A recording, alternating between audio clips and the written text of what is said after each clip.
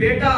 چاہے سکالر ہو، چاہے ادیب ہو، بزنس مین ہو، اعلیٰ سیاست دان ہو، دنیا کے کسی بھی شعبہ سے وابستہ ہو، لیکن جب بھی وہ اپنے ہاتھ اٹھائے گا تو جب ساری دعا کر لے گا، دعا کرنے کے بعد وہ بچہ جب یہ کلمات بولے گا رب ارحمہما کما ربیانی صغیرا، کہ یا اللہ میرے ماں باپ پر، میری ماں کے اوپر، میرے باپ کے اوپر اسی طرح رحم فرما کہ جس طرح میں چھوٹا تھا یہ میرے سے پیار کرتے تھے۔ یا اللہ آج یہ دعاؤں کے مستحق ہیں، آج یہ دعاؤں کے منتظر ہیں، میں ان کا بیٹا ہونے کے ناطے، میں ان کا اپنا ہونے کے ناطے رب تعالیٰ تیری بارگاہ میں دعا کرتا ہوں کہ میری دعا پوری کر کے میرے والدین پہ رحم فرما۔ اپنی نسلوں کے اندر عشق رسول منتقل کریں، اسلام کی بہار کو منتقل کریں۔ آج میں اور آپ دعا کے لیے حاضر ہیں، سارے ماشاءاللہ تشریف فرما ہے۔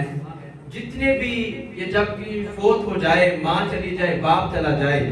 تو علماء کرام بڑے فضائل بیان فرماتے ہیں۔ فضائل کیوں نہ بیان فرمائیں کہ میرے نبی علیہ السلام نے ماں اور باپ کو عزتوں کا تاج عطا فرمایا۔ سارے علماء بیان فرماتے ہیں، ماں کی شان کو بڑا بیان فرماتے ہیں، اور ماں کی شان اتنی پلے امت محبوب نے باندھی، بالخصوص ہمارے پاکستان والوں نے، کہ اپنی ہر گاڑی کے پیچھے، اپنے گھروں کے آگے، اپنی بائک پہ، ہر جگہ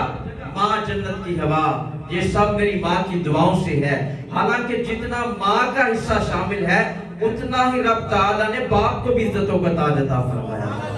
اور آج قاری صاحب کے والد گرامی اس دنیا سے چلے گئے، تو میں کوشش کروں گا کہ ماں کے بارے میں بڑا آپ نے سن رکھا ہے، علماء نے آپ کو سنایا ہے،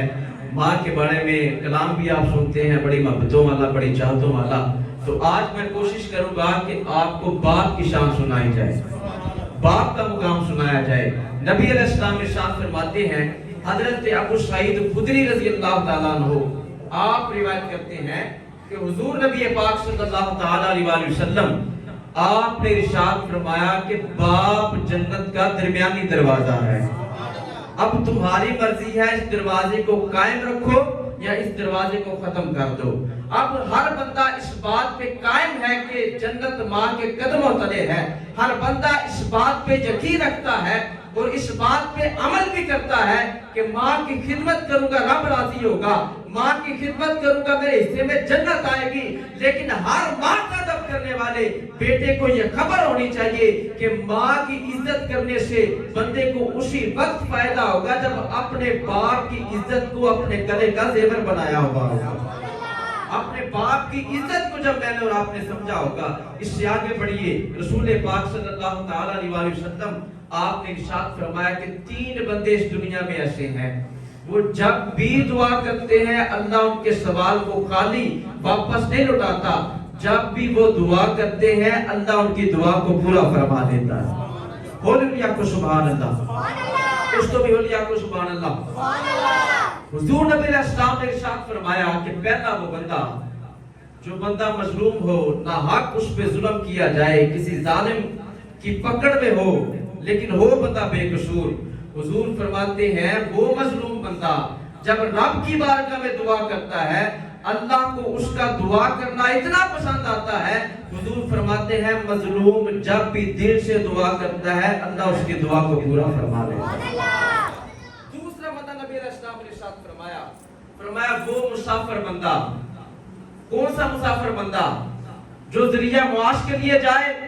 جو لوگوں کو پریشان کرنے کے لیے جائے، جو درم و دینار کے انبار اکٹھے کرنے کے لیے جائے، جو ناپ تول میں کمی کرنے کے لیے جائے، جو ملاوٹ اور دھوکہ کرنے کے لیے جائے، جو جھوٹی قسمیں جھوٹے وعدے کر کے اپنا کاروبار چلانے کے لیے جائے، نہیں اس مسافر کی بات نہیں کی، فرمایا راہ حق کا مسافر۔ حضور فرماتے ہیں کہ دین کا طالب علم، دین کی خدمت کرنے والا، ماں باپ کی تابعداری کرنے والا، فرمایا جب سفر کے لیے گھر سے نکلتا ہے بندہ مسافر ہوتا ہے، جانب منزل ہوتا ہے، حضور فرماتے ہیں وہ راہ حق کا مسافر جب رب کی بارگاہ میں دعا کرتا ہے اللہ کو اس کی دعا بھی اتنی پسند آتی ہے، وہ جو مسافر دعا کرتا جاتا ہے اللہ دعا پوری فرماتا جاتا ہے۔ تیسرا بندہ اس کے بارے میں حضور نے ارشاد فرمایا آج میں اور آپ دعائیں سمیٹنے کے لیے جاتے ہیں بزرگوں کے پاس، آج دعائیں کروانے کے لیے جاتے ہیں بے عمل ملا کے پاس، آج دعائیں کروانے کے لیے ان لوگوں کے پاس جاتے ہیں جو جہلا ہیں، جنہوں نے دین کا لبادہ اوڑھا ہوا ہے، جن کا لباس تو دین والا ہے، جن کے اندر ظاہر داری ہے، باطن نور سے خالی ہے، باطن عشق رسول سے خالی ہے، ان کی زبان رسول کائنات کے ترانوں سے خالی ہے، ان کے ذہن قرآن کے نور سے خالی ہے۔ جب ایسے لوگوں کے پاس میں اور آپ جاتے ہیں، سوائے مایوسی کے کچھ بھی یاد نہیں آتا۔ حضور فرماتے ہیں کہ جب تیسرے بندے کی بات کی حضور نے فرمایا کہ جب ماں باپ اپنی اولاد کے لیے دعا کرتے،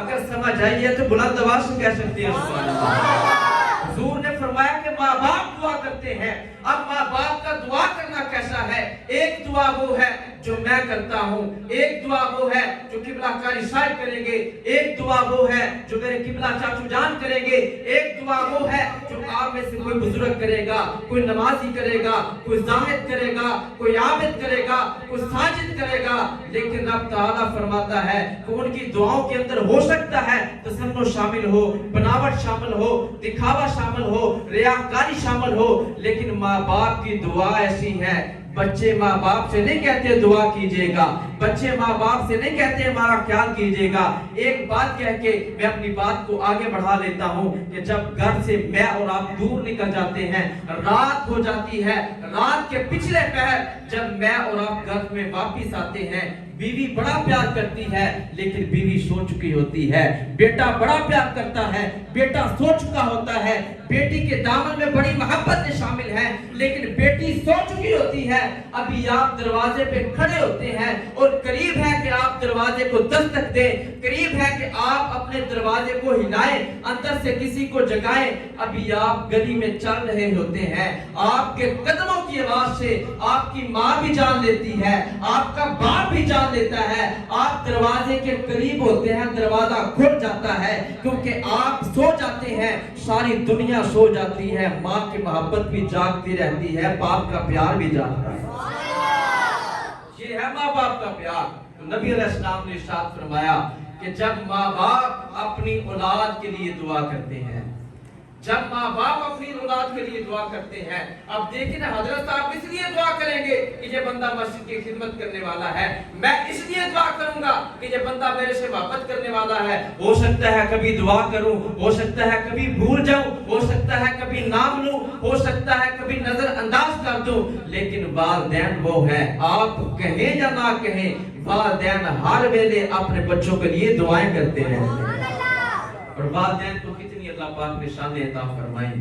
اور اب تعالیٰ نے اسی کا ذکر قرآن کریم میں بیان فرمایا۔ وَقَضَىٰ رَبُّكَ